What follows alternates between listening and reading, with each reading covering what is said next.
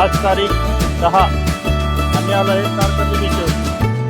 हे बघा तारकर्ली बीच एकदम स्वच्छ आणि सुंदर तारकर्ली बीच. कोकण, सिंधुदुर्ग जिल्हा, मालवण तालुका.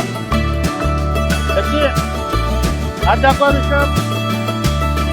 ऋषभ माझी पुतणी लकी. ऋषभ धुमाळदाजींचा मुलगा. स्वच्छ आणि सुंदर तारकर्ली बीच. जेव्हा कोकण आपलंच असा.